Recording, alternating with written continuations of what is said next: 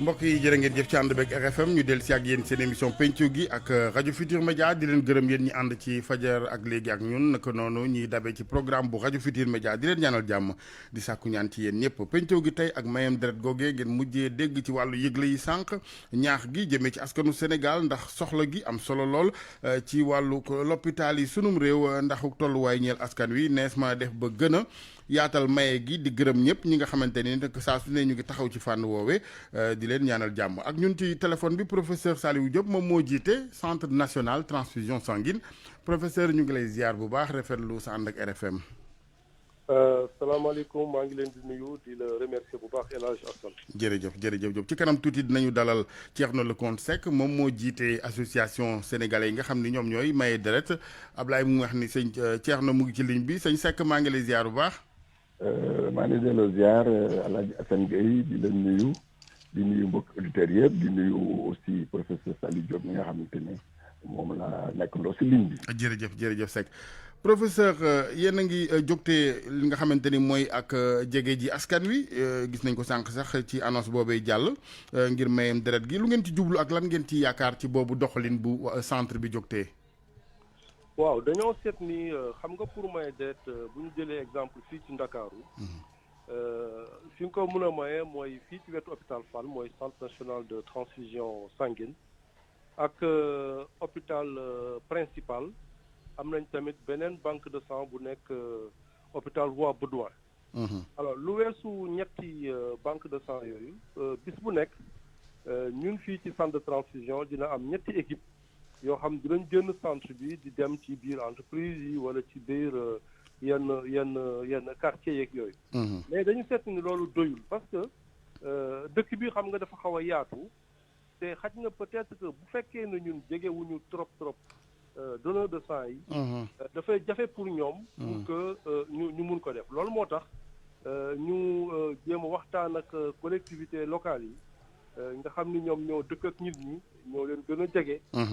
ñu organiser wu ak ñoom pour que ni daal ñun centre de transfusion ñu mun a dem ci quartier yi mais bu ñu fa demee du ñu dem rek toog benn jour rek jóge fa déedéet dañu fay toog ay ñeenti fan juróomi fan. ba miinal waa quartier boobu affaire don de sang. donc loolu lañ ci jóg dañoo bëgg daal gën a jege. population bi loolu lañu programme boobu la ñu tàmbali temps am na solo gi sax d'ailleurs mooy effectivement may nopp askan woowee parce que xam nga nit ñi danañ am lenn lu ñuy njort ci mbir ragal ko ca wala foog ko ca bu ñu leen ci gindiwul déjà du sotti ca bu ñu la ko waxee bu ñu la ko waxul am nañu yëf yi ni mu leen sooreeg yooyu ak ragalaay gi déjà est-ce que warees na am dara lu ñuy ragal ci maye deret. waaw xam nga bu ñu laajee nit ñi daal li ñuy wax mooy que ñaari ragal lañ ciy am bu ci jëkk mooy que piqûre bi. waaw piqûre bi moom. surtout jigéen ñi ñoom dañuy ragal.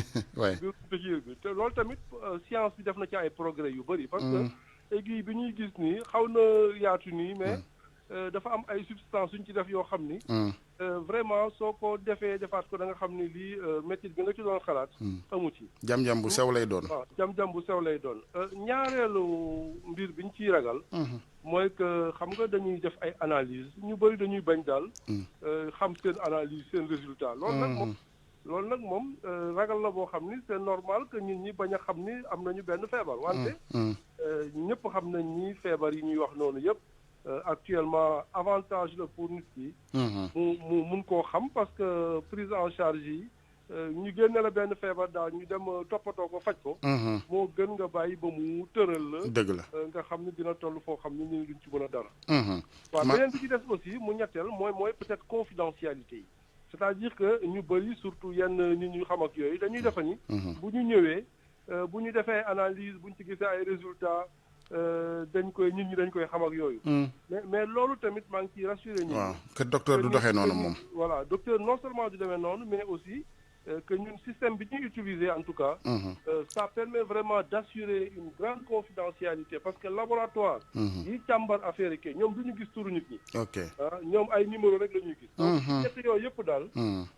xam naa ni ñàkk wax la ak ñàkk. peut-être jot ci nit ñi ba expliquer leen bu baax. dëgg la moo tax proximité bi am solo. c'est ça. léegi naka la nit ñi war a mën a gën a xamee importance su maye deret deret ji lan mooy njëriñam ci hôpital yi ndax nit buy maye dara war na gis vraiment impact positif bi pour mu gën caa sawar day naam day sawe dund de façon dañ koy wax ni général mais ci naka. waaw ci naka mooy que xam nga bu nit mun a xam deret mun a xam njëriñu deret. demal hôpital rek. demal hôpital rek. soo xasee ba dem hôpital moom da nga gis nit ñi yëpp nga xam ni tëdd nañu. ak deret ni mu leen di jafe. beneen bi tamit mooy que nga am xaj na souvent nag ñii dañ koy xam parce que dañoo am mbokk bu ko soxla. bu ko soxla ci la ñuy xamee nag. oui en fait lii nga xam ni ñoom dañ ko fàtte toujours. bu ñu toogee ñoom ñooy obligé dem di wuti ji ñi nga xam ni ñoom ñooy maye deret wala ñoom seen bopp. ñoom ñooy maye deret donc malade yi nga xam ni dañ koy utiliser le plus fii ci Sénégal xam nga classiquement mooy femmes yi nga xam ni dañuy ëmb. di nàcc ak yooyu ñi am doom. wala aussi ay xale yi wante léegi seet nañ ci at yi yëpp. yeneen feebar yu bees yi mooy maladie chronique yi. ay cancer yi ak ñi def dialyse. ak feebar yooyu yëpp. ñoom ñooy soxla. donc chaque année. li ñuy soxla dafay gën di bari. Voilà loolu moo tax ñu di war ci gën a. mais loolu tegtal la ci am réew quand même bu soxla autant de deret ça veut dire que aussi wàllu santé bi sooxee na ci nit ñi war nañoo xoolaat la santé publique nag la ñuy def ba gàttandu kar yenn jàngoro yeeg yooyu.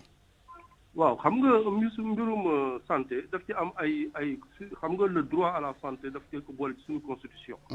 mooy que képp ku dëkk ci biir askan bi war na am droit bu feebaree ñu faj ko. mais mbirum mayam deret aussi le devoir la. c'est-à-dire que autant population yi ñi ngi am droit à la santé autant ñi nga xam ni mën nañ ko parce que ñëpp mënuñu ko mais ñi nga xam ni mën nañ ko xam ni seen wér-gu-yaram mën na ko devoir la ci ñoom. ñu war a mun a participer à cet effort parce que deret amagul science amagul fu ñu koy defaree. li ma bëggoon wax mooy vraiment société bu feebar la ñu nekk donc ñun danoo war di gën di bàyyi xel mayem deret gi ndax jàngoro yi yooyu nga lim yëpp dafa bari ci réew mi. exactement comme li ma leen wax besoin yi day gën di yokk. maa ngi wax ni comme ñun 17 millions la 170 000 poches la ñu soxla ci réew mi. te 105 000 rek la ñu am donc besoin day gën a yokku. te li ñu am ni matewul li ñu soxla yëpp. oui professeur am na ñuy wax ne léeg-léeg dañ leen di jënduloo maanaam kii maye deretam dégg ni dañ koy jaayaat kooku de xanaa il faut ñu xamal ko c'est quoi la bonne information. waaw c'est-à-dire loolu aussi dañ koy wax mais en fait gisaguma vraiment. amul kenn ku ñëw ni ma man dañ ma jaay deret. voilà comme li ma koy répéter tout le temps deret bi dans le secteur public.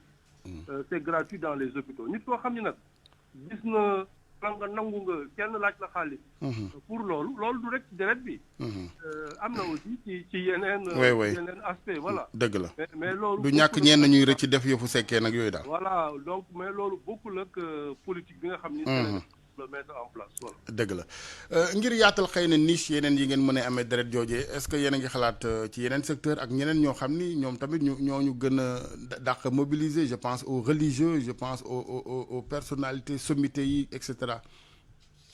waaw xam nga mbirum promotion pour sensibiliser nit ñi ci mbirum maye deret dafa demander. implication de tous les leaders. mu nekk ay religieux ay sportifs. yeneen bon.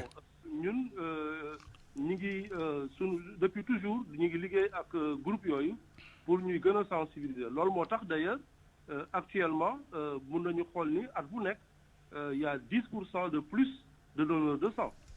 mais nag xam nga loolu c'est un long processus. te dafa yooyu yëpp li muy progresser malheureusement non seulement besoins yi dañuy yokk. loolu moo tax du feeñ trop. mais aussi ci suñu culture ak suñu éducation. boole wuñu si trop mbirum mayum deret. dëgg la donc je pense que ci action yëpp nga war a def de façon. dëgg la assez variée. boole implication leader yi jéem a également tàggat xale yi. seen éducation civique. voilà mbirum importance su don de sang. voilà yooyu yëpp daal. am na solo da ngay boole éducation à la santé bi tamit ndax nit ñi bu ñu xamul wér-gu-yaram solo geeg yooyu xam nga ak génération nouvelle yi nag ñoom ci lañ waroon xëy na gën a yaakaare lu di mel comme ñun dana nekk réew moo xam ni daanaka macha allah proportion forte ci wàllu ndaw ñi ndaw ñooñee est-ce que mëneesu la gën a dem gën a yaakaar ci ñoom. waaw xam nga loolu aussi avantage la mais aussi limite la parce que boo seetloo. Sénégal téeméer boo jël. juróom-benn fukk yi. ay xale la ñu matuñu 18 ans. donc loolu li muy wan mooy que ñooñu ñëpp. duñ mën a mënuñu maye dara. voilà alors que boo demee en Occident. c'est l'inverse. ok c'est plutôt la population maintenant ñi nga xam ne ñoom ñooy jeunes ñi mën a maye dara. mooy entre 18 ans ba jëm kaw. effectivement bu ñu xoolee ci une statistique ñoom ñoo gën a bari. donc fi mu nekk nii boo jëlee Dakar par exemple. Le milieu universitaire les élèves étudiants. Les jeunes en tout cas ñoom ñoo bokk nekk proportion bu gën a am importance. ci mbirum mayam deret. mais difficulté bi ñu am. mooy que ñi nga xam ni par exemple nekkuñu dans un circuit organisé mooy ñu nekk ci informel bi. voilà ñooñu nous avons plus de difficultés. à les atteindre. mais comme ñu ngi ay association yooyu il faut essayer de voir les ku ci ne rek ay njiitam leaders yi ngeen di rabasi def ko réseau daal entre guillemets. Exactement je pense que approche boobu la ñuy jël. très bien actuellement au centre de transfusion téeméeri maye deret. ku maye deret juróom benn fukk yi. ci noonu lañ koy jëlee c'est-à-dire aw ci association yi. ak réseau yi. très bien laaju ku xamul la maye deret tekkiwul ne yow dina mën ngaa feebar ndax deret ji xëy na ci ku wër du ko def dara wala. am na rek ay délai quoi. comprendre am nañu da ngay gis ko ne man waaye man xiibon bi nga bëgg ma maye deret wala kii ne man mi waa noonu man sama yax yi nga bëgg ma maye deret dañ ko c'est une question terre à terre mais qui revient souvent.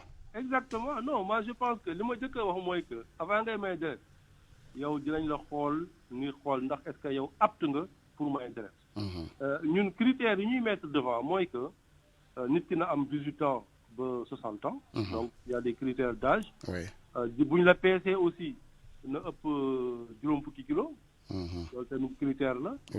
troisième critère bi mooy que avant ngay may deret docteur bi dina la xool ndax yow ñàkkuloo deret.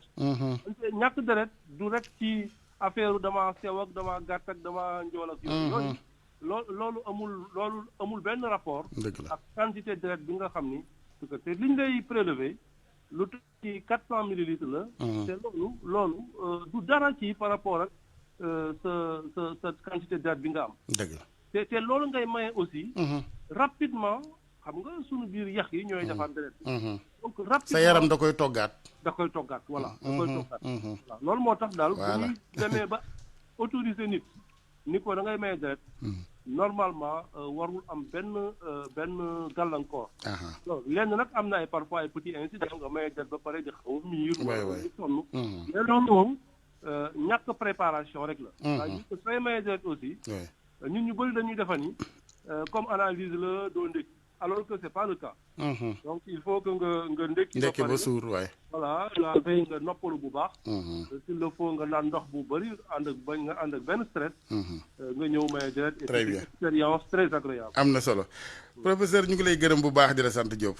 merci beaucoup professeur Saliou Diop jiital centre national transfusion sanguine ñu koy gërëm bu baax Thierno Lecompte Seck ñu ngi lay gërëm di la sant ak mboolem sa association taxawaay bi rafet na macha allah lan ngay wax sénégalais yi ngir mu gën a yaatu mbootaay gi ngir ñu gën koo mën a jikkoo de façon spontanée bu ko kër docteur soxlaa ci délai yi mu koy soxla ñuy am wax dëgg yàlla nu mu gën a yaatoo mbooloo mu dem joxe ji.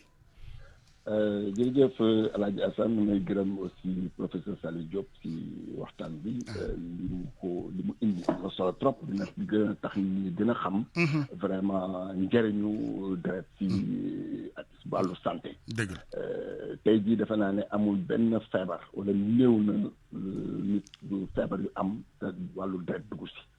waaw deret moom dafa bokk bu baax a baax ci li nga xamante ne mooy wàllu wér-gu-yaram.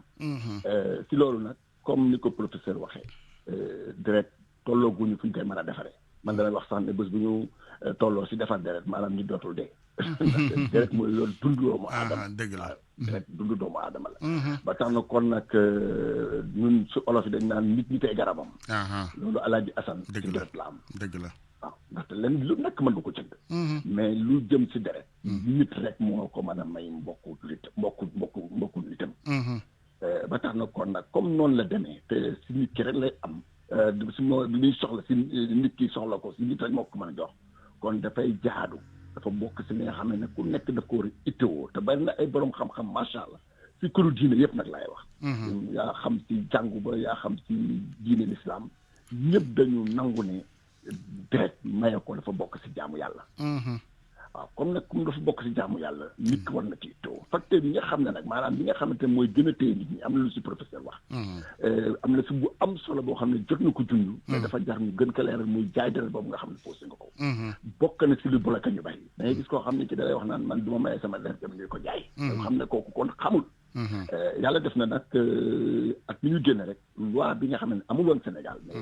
gouvernement bi def na benn loi boo xam ne bi Assemblée nationale adopté na ko ba à l'unanimité d'ailleurs ba képp koo xam ne da nga nekk si mbirum ay jaay deret wala jaay sa deret wala ngay jaay deret am na loolu yoon di dat teg si yow mën na dem ba juróomi at ba tax na kon tey loolu war na dalal xel doomu aadama yi ñu xam ne war nañu góorgóorlu ci application bi nag xam nga aussi texte yi bari nañu mais gis nga dafa am loo xamante ni nit ki waruñ ko maslaa cim réew loo xam ne dafay yàqal tout un pays ku ko def war nañ la teg daan boo xam ni nit du ko sañatee wala xalaata defati ndax xam nga loolu bu découragé au fur et à mesure les donneurs de sang bu yàggee nag tumuranke dugg ci réew mi ci benn nit rek bu xool intérêt boppam poosu boppam kooku sànq ko yàqalul dara penc mi dañ ko war a teg daan bi war a tëj ci kaso bi ab diir dëgg la loolu defe naa ne ministère de la santé ak waa centre de transfusion sanguine ñu ngi liggéey bu baax ci décret d'application bi te yaa xam naa du yàgg pour ñu mën a génn pour que ñu mën a taxawal gën si ñaax nit ñi ñu gën a xam ba ku nekk am cawarte dem mais beneen bi si am boo xam ne bi aussi tax na nit ñi du ñu dem mooy béréb yi ñuy maye deret dafa sori tey boo jëlee ku dëkk Tëngéej bëgg a maye deret bu jógee Tëngéej dem ba Dakar problème day am dëgg la moo tax proximité bi nii ñuy def ni mobilité bi ak yombal la baax na xalaat bu rafet la dafa am solo donc dañuy war a jegeel bërëb bi ñuy maye deret dafa war a jege population bi comme collecte yooyu ñuy def noonu nga xam ne ñu ngi ko tuddee collecte mobile maanaam dem fekk ji population yi dem fekk entreprise yi ñu maye boo xaymaa nombre de postes de sang yi nga xamante ne moom lañ fay am ëpp na juróom fukki poche par rapport ak bu fekkee dañ toog centre de transfusion kon boo jegee nit ñi rek li nga am dina gën a bari gën a am lu bari bon li centre de transfusion sanguine jël parce que ne wàcc si collectivités locales yi maanaam si gox-goxaat yi gën a di fa def ay ñetti fan pour nit ñi gën a ñëw bokk na si li gën a xamal nit ñi dina gën a jox nit ñi courage aussi pour ñu mën a maye bu baax a baax ndaxte jafe-jafe jamono ji tax na am na ñoo xam ne ñuy xëy na pour ñu dem paas pour dem paas ba rek déjà il faut dire les choses comme telles nit ñi paas bi sax dañ ko dul am bu leen yóbbu ba fan paas bi sax dañ ko dul am bu leen yóbbu ba fan kon nag man may lancer un appel jëmale ko si collectivités locales yi pour que ñu jàppale aussi état bi ndaxte dañ ne wér-gu-yaram compétence transfert kon nag war nañu ittoo jël ay possibilité mettre à la disposition de l'État du centre de transfusion sanguine pour que goxaat yi may béréb yi bu poste de transfusion ñu jox li nga xam ne rek mooy béréb boo xam ne ñu maye bu ngoonee centre de transfusion sanguine ñoo jël dem yóbbu ko traité ko loolu mën a nekk la moom la ñuy wax les dépôts mu gën a jege population yi xam ne centre bi dina mën a économiser parce que centre bu muy génn aussi c'est des charges ay dépenses la ay mobilisation alors que bu ñu amee benn dépôt boo xam ne dafa nekk si benn établissement public ku jóg dem maye fa bu ngoonee centre bi ñëw def ramassage loolu dafa nekk lu am solo am na gox yoo xam ne dañuy aajoo am poste de transfusion sanguine maanaam traité sang bi man ko mettre à la disposition des structures hospitalières bu ñu xoolee Elhaj Assane ñaata département la ñu am actuellement 46 départements lañu am si Sénégal te li ñu am si béréb yi ñuy mayee deret matul fanweeri béréb nga xam ne kon loolu aussi néew na gàllankoor la léegi monsieur Seck professeur comme dafa dem parce que laaju waa kër docteur la yéen ñi mayee deret par exemple ñi nga xam ne dañoo amee yenn feebaru vraiment dëkkaale yi ay maladie chronique am na soxna su ma feeñu léegi ci message ci wàllu boo amee diabète ndax mun nga maye deret boo amee tension ndax nii boo amee yéen est-ce qu'il vous est arrivé ñun leen feebar nangam mënut a maye wala ñëpp a mën a maye na fekk rek docteur bi xool la ci instant yi ngay maye. waaw xam nga professeur wax na ko léegi dafa nekk étape bu am solo. ci wàllu maye deret. wàllu maye deret ay ñeenti étape la booy seet. fi ngay bindoo ak entretien pré-don bi maanaam fi ngay waxtaanee docteur bi nga xam ne moo lay consulter. foofu nag yow si sa bopp. yaay wax docteur bi li nga xam ne yow yaa ngi koy dund ndax da nga feebar tel moo la dal moom dina apprécier xool ba xam ndax yow mii war nga mën a may dégg wala déet mais boo ko laaxee dem maye buñ ko analyser wóorul mën nañ gis ne yow mii kat ndekete da nga laaxoon ni feebar am na si te boo xoolee ni importance su entretien pré-don boobu nga wax docteur bi lépp ndaxte loolu confidentialité maanaam du lu ñëpp di fekkee yéen ñaar dong yéenee toog mu di la laaj nga di ko wax donc foofu defe naa ne képp koo xam da nga itoo may rek da nga war a am sincérité wax exactement li ne si yow boo ko waxee moom dina apprécier xool ne peut-être dina la wax ni nga war a doxalee rek di nga war a doxalee ba bu jeexee nga mën a dellu soit mën a may deret parce que bu ma jëlee par exemple ñi nga xam ne dañu am hépatite ay traces hépatite maanaam ñu xool sa deret rek mu am ay signes yu wane ne kii kat mu ngi bëgg a am hépatite mais dañ lay mettre sous régime ne la toogal ab diir dafa lu ko lii dafa lii faj la ba mu wér loolu boo ko toppee hépatite boobu dafay jógee dafa jógee loolu pour wan rek ne njariñu may deret li si nekk lépp consultation boobu mais le suivi également ñu ciy jàppale ñi nga xam ne dañoo ñëwoon après jàngoro feeñ ca ndax am na ku ma bataaxal yónnee bataaxal léegi nee na moom hépatite B bi moo ca feeñ waaye ba léegi amul taxawu gi ci war ci wax dëgg yàlla sonn na trop mais taxaw gi si war dafa am hépatite normalement bu demee si kuréel bu suivre dem si hôpitaux yi ñu mu war a jëflanteel mu jëflanteel moom dinañ ko wax la nga xam bu fekkee ne hépatite daf ko gagné dinañ ko wax nan la koy traité bu fekkee ne trace la bu feeñ comme ni ma ko waxee léegi trace la mooy luy soog a commencé centre de transfusion sanguine da lay mettre en période d'observation bu la mettre en période d'observation 6 mois nga ñëw nga ñu jëlaat la xool ba xam ndax dañ na wala dafa confirmé wu bu fekkee ne dañ ne dañuy mettre encore 6 mois maanaam di nga toog presque 1 an yoo xam ne dañ lay suivre bu jeexee tak ñu ne lay kat mën nga commencer at may mais bu loolu amul dañ lay mettre à la disposition des médecins traitants ñi nga xam ne ñoo lay faj ñooñu mën la traité ba nga wér très bien am na ma jeexale foofu xëy na ci Thierno Lecompte ci xeex bi wala boog ci plaidoyer bi ngir nit ñi gën a am tàmm gi jëm ci mayam deret gi dafa laaj nag ak xóotal ci wàllu communication gis nga am na kumpa yu boo ko rayul ci diggante ñiy jiite ñi yor mbir mi ak askan wi rek ba tey yëf yi day xaw a xóot daal gis naa ni lu muy gën a yaatu gën a leer ci nit ñi gën a xëy na gindi ko am ñu gën a sawar waaw loolu day ñu mel ni yéen presse bi laa si jëkk interpellé macha allah nag am ngeen ay émission yu wax si wàllu wér-gu-yaram mais yi si dugg si wàllu maye deret dafa néew dafa néew lool si li ma constaté ba tax na kon nag bu fekkoonte ne vraiment télé yi ak rajo yi maanaam en tout cas le milieu de la communication fexe nañu di semaine bu ne ñuy génne loo xam ne dafay ñaax nit ñi pour ñu dem maye deret amaana dina def benn éveil de conscience ci nit ñi pour ñu mën dem loolu am na lu am solo lu professeur wax loo xam ne li état bi war na si bàyyi xel l'éducation au don de sang en milieu scolaire ça c'est très important xale xam nga xale day répété dëgg la tey jii bu ñu fexee def ay messages yoo xam ne dafa nekk si biir école yi xale bi gis kuy maye deret bu demee dina dessin bi yaay kat dañuy gis kuy maye deret xam nga déjà loolu bu toogee papaam yi ak wéjuram yi éveil de conscience dina fa dugg foofu donc l'éducation au don de sang en milieu scolaire dafa am solo trop macha allah université les jeunes qui sont à l'université ñu si def lu ñu man mais man dama wax milieu scolaire bi nañu fexe ba quand même don de sang bi bokk si message yi nga xam ne dans l'institution civique xale yi war nañ ko mën a nampaale màggawaale ko ba mën a jël jikko yi nga xam ne tey ñu soxlaa deret bi ñu am problème am na solo jërëjëf Seck jërëjëf Thierno Lecompte ñu ngi lay gërëm bu baax di la sant jërëjëf Elhaj Assane ñu ngi leen gërëm bu baax yéen waa RFM ci taxawaay bi. merci beaucoup Thierno Lecompte Seck moo jiite association maykati deret Sénégal di association bu am solo seen taxawaay ñu leen di jaajëfal ñoom ñëpp gërëmati professeur Saliou Diop mi jiite centre national de transfusion sanguine ci kanam tuuti ñu wéyal waxtaan wi rek mbokk yi nees mën a def ba gën cee gindiku ngeen fësal ci seen xalaat ci li gën a mën a may kër docteur ñu gën di am deret jooje nga xamante ne ci pàttali ñun rek ñoo ko mën a mayante sunu biir ca ni ko Thierno waxee nit ay garabam.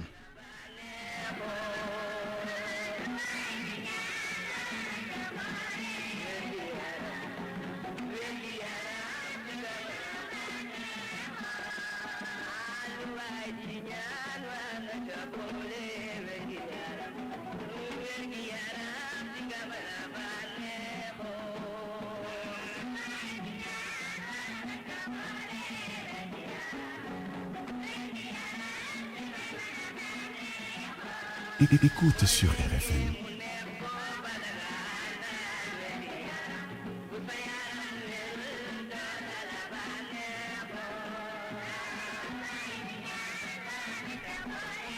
allo. asalaamaaleykum. allo. allo. salaamaaleykum. waaleykum salaam.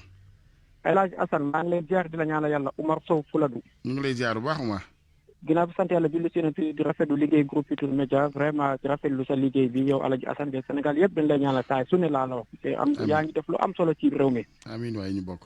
di sant di ñaanal vraiment son excellent président tous les Sénégalais El Hadj Macky Sall vraiment yàlla defal ko jàmm sax ko seytaan ak sama professeur bi Moussa Baldé ministre de l'agriculture. amiin yaa rabbi. affaire may deret wax dëgg yàlla Assane ñun fii Fuladu defe naa deret fii la gën a manqué laa la wax su ma juumul. chaque jour Elhaj Assane da ngay dégg maternité ba wala urgence wala kii bu ma doon hôpital régional Kolda vraiment deret moom manqué na fi trop fii dañu dañuy sant naa gars yi duñu maye ji deret ñoom it fii Elhaj Assane fii dañuy sant vraiment le corps militaire fii ku fi am problème deret da ngay dem ci camp yi soit camp militaire soit camp ci brigade gendarmerie bi wala nga dem sapeur pompier yi ñu ngi lay sant bu baax a baax fi vraiment ñu ngi taxaw askan fii si Fuladu ñu ngi sant vraiment le commandant de brigade le commandant de zone bi si wax diggale tey ji surtout militaire laa la kontaan instant laa la mën naa la wax deret bi moom kii na fii trop ñu muy ñaan vraiment population bi comme le président bi wax ni deret kenn du ko jaay sa morom doo moo ko mun a may képp koo xam ne am na kattan may deret vraiment na nga dem def ko très bien 24 heures sur 24 dañ ko soxla deret merci surtout dans les grands hôpitaux quoi maa ngi leen di baax di sant yàlla defal leen jàpp amiin ñu bokk jërëjëf 88 628 14 14 RFM asalaamaaleykum. waaleykum salaam. bisimilah sëñ bi. Elhaj Assane. waaw. ñoo ngi lay siyaare Diop RFM la. ñu ngi delloo ziar baax Diop. waaw yaa ngi si jàmm. alhamdulilah. waaw di wax ci waxtaan bi rek wàllu may deret moom lu am solo la. waaw moom ko képp ku ko sa wér-gu-yaram may moom boo ko mënee dem defi moom moo gën parce que loo xam ne yow mën nga ko maye mais du maye sax maanaam denc lay doon mën nga ko soxlawaat. wala sa mbokk soxla ko. dëgg la. soo ko mënee rek nga dem nga defi ko boo amee wér-gu-yaram gi daal am man gi daal nga dem nga def ko rek. dëgg la am na solo. parce que loo xam ne mënuñ koo defar moom te kenn du ko jaay tamit comme waa ji la muy wax loolu moom kenn du ko jaay da nga koy may rek. waaw boo ko mënee may sa mbokku jullit moom wala sa mbokku nit rek nga dem nga may ko daal. am na solo. waa CFM moom nu ngi ciy def lu am solo nag moom ñoom chaque année dañ organiser benn boo xam ne moom. génération Futurs Médias. génération Futurs Médias waaw ñoom macha allah waaw dëgg la. ñoom ñu ngi ciy def lu am solo daal. chaque année dina dem fenn ñu maye dara chaque année. am na solo am na solo. waaw di ko rafetlu bu baax a baax a baax. jërëjëf président di ko siyaare bu baax a baax. jërëjëf Diop. waaw kay jërëjëf. merci ni nga ko waxee c'est important waa génération Futurs Médias mooy mbootaay googee soppee groupe Futurs Médias Alaaji Diouf sopp da baax ca ma gën ko sopp loolu jiite ko ak ñoom sama doom baay moo duggee que voilà Asfal Habib Diaw ku lim Dioum waaleykum salaam. Elhaj Assane. waaw kooku. Papa Ndiaye taximan. maa ngi lay ziar bu baax Pape. maa ngi lay ñaanal jàmm de. amiin ñu bokk lépp. di ko ñaanal groupe bi yëpp. amiin waay. waaw mais Elhaj Assane damaa dégg tournée Macky Sall boobu. waa nervi yi dóore ñoom pour lan la. ñi dóore. mais nit ki bu amee lu ko naqari am na droit tak moo sa bu xonq. waaye dóore de moom baaxul moom. waaye loolu nañ ci wax loolu day jur musiba de. dëgg la. nañu xam ne Sénégal dëkku teraanga la. amul dóore. amul saaga. naa la ko wax. nañu def jàmm rek jàmm moo nu jig ndax dëkk bi dafa xat. waaw kenn ku ci nekk rek koo dóor sa mbokk nga dóor. dëgg la dëgg la. kon nañu gën a góorgóorlu ñaaxante. jërëjëf Ndiaye. ñu ngi lay ñaanal jàmm bu baax nag. ñu sa ginnaaw nag Elhaj Assane. ñu ngi lay ñaanal gudd fan ak wér bu baax. yàlla nañ ko yàlla boole. di ko ñaanal groupe bi yëpp. min ñun moom RFM rek la ñuy déglu. jërëjëf Pape jërëjëf kontaan nañu mooy suñu rajo. merci beaucoup. jërëjëf kontaan nañu. 88 628 14 14 asalaamaaleykum. allo. waaw sëñ bi. salaamaaleykum. waaleykum salaam. waaye Elhaj Assane ñu ngi lay nuyu. ñu ngi lay fay bu baax. di nuyu waa auditeur ak auditrice man la Bassirou Faye di woote Fatick. Faye ngay wootee. Fatick waaw ñu ngi lay ziar di ziar Fatick yëpp. yaa ngi ci jàmm bu baax. alhamdulilah. waaw loolu de moom may deret bi moom lu baax la quoi. parce que Sénégal moom dañu nekk wàllum jàppalante moom dafa baax. dëgg la comme ni ko waa ji nu mu ko waxee rek loo xam ne moom maanaam soo ko mayee daa mel ni da nga koo denc foofu rek. ñun daal fii daal solidarité daal moo fi war a dox quoi. dëgg la fi manqué dara daal ñëpp ku ci nekk daal def ca kéem tolluwaay kattan. dimbali sa morom. day yomb nag bu boobaa bu ñu lu kenn mën ñaara ko dàq. bu boobaa day yomb lu ñu soxlaa boon benn 10 000 léegi ku ne génne 1000 francs léegi mu mat. waaw. dëgg la kay. naa la ko wax. en tout cas daal vraiment kontaan nañ ci waxtaan bi ñun moom chaque jour dañ ciy déglu. chaque jour dañ koy déglu bu baax a baax. fii jërëjëf Bassirou jërëjëf. jërëjëf. merci beaucoup. dëkku Aminata Goudiaby Fatick asalaamaaleykum. waaleykum salaam. ñu ngi lay ziar sëñ bi. ñu ngi delloo ziar sëñ bi. bisimilah. maye deret moom sëñ bi. lu baax la. lu baax la loo xamante ni ñëpp ñoo ko war di def. waaye nag nit mënul passé këram ñëw ba foofu maye deret. nga am ay problème ambulance bi di la fayeeku pour nga dem pour dem jëlee la deret loolu moom c'est pas normal. fay gi maanaam allo oh là là ok ñoom commercial gi ci laxasu léeg-léeg parce que am na ñu koy wax donc autorité médicale yi war nañoo gëstu foofu xool parce que nit ñi tamit même bu dee am na ak yokk wala leneen xëy na du ñu fent yenn yi daf ci am ku dem hôpital confronté wu à ce problème là ñu bëgg ko jaay deret ak yooyu ñooñu koy def les autorités nañ ko arrêté pour gën a encourager ñiy maye. waaw loolu moo gën weddi geeg werante gi mbir bu amee da nga koy faj jàll ci leneen pour mu bañ a yàq ndax lu tuut yëbb na yàq ab piis asalaamualeykum. waaleykum salaam Elhaj Assane. waaw sëñ bi. ñu ngi lay ziar baax de. ñu ngi lay delloo ziar baax. waaw dama bëgg dégg Elhaj Omar nag Omar Faye réew maawo. dem nga Màkka. waaw dama bëgg dégg Elhaj Omar doo ma ñaanal ndax ma dem ni yow. ku la ni dem na. Elhaj Assane kay boo ko déggee moom mooy ko dem Màkka kon kay Elhaj Omar kon daw ñu wax Elhaj Omar rek. Elhaj rek nga ne dem na kër gi am na Elhaj yu bari yu am nañ fi Elhaj yu bari ci kër gi ca put gi. Mbaadu te romb ñu tëddee. tudduma kenn nag ay ca bisimilah. ñu ngi leen ziar baax maa ngi si jàmm. alhamdulilah. arikala alhamdulilah ñu rafetlu jotaay bi.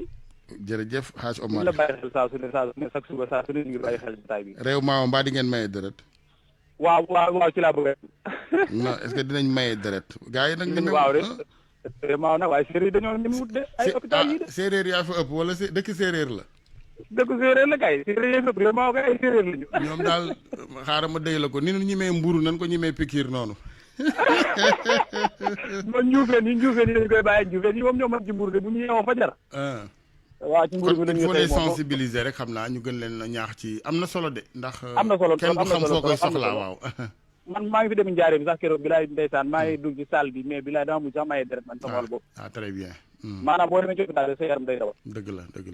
ndax am na ñoom tey ñu ngi tëdd soxla deret wallaahi asim ndeysaan te seen mooy agu fa te amuñu doole bi.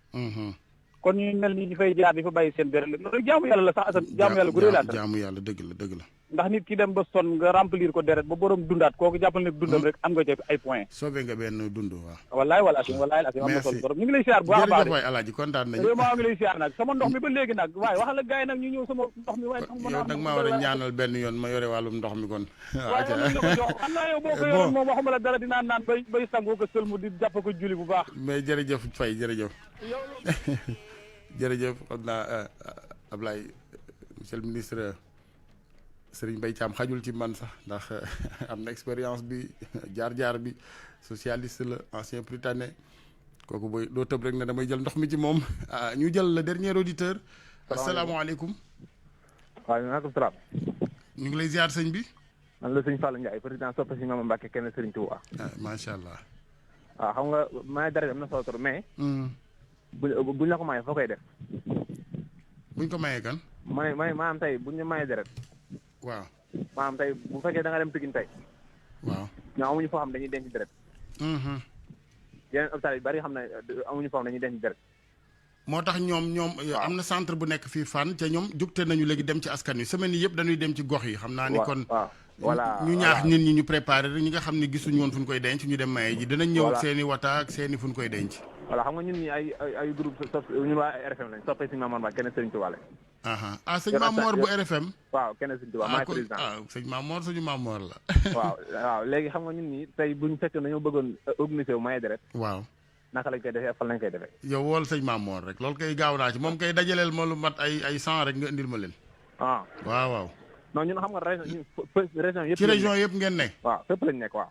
ah Mbaye am nañ le 27 bi rek war nañoo dem Mbour. région bu ci ne nag gis nga bu ngeen demee ca. médecin chef ba. waaw moom dala jox xibaar yi nga bëgg yëpp. waaw léegi nag bu fekkee dañoo bëgg a dajale suñu siège ñun ñëpp dajale région yëpp benn côté nag. loolu boo ko yëglee rek après jox ko kilifa yi centre bi ñu indil leen équipe. waaw d'accord léegi loolu la ñu ngi koy programmé. léegi bu ngeen ko programmé ci yëgle bi RFM dina leen defal ci publicité bi lañ ci jàpp ngeen fay leen li. d'accord ñun moom comme ni nga waxee rek RFM moom bu doon suuf sax moom la ñuy déglu. alhamdulilah jërëjëf yàlla na yàlla defal na jàmm. amiin ñu bokk jërë ngeen jëf mbokk yi ñu ngi leen di gërëm di leen ñaanal jàmm yéen ñëpp di gërëm Abdoulaye Diop Yacine ci wàllu digital gi réalisation Hadj Ndiogou Diène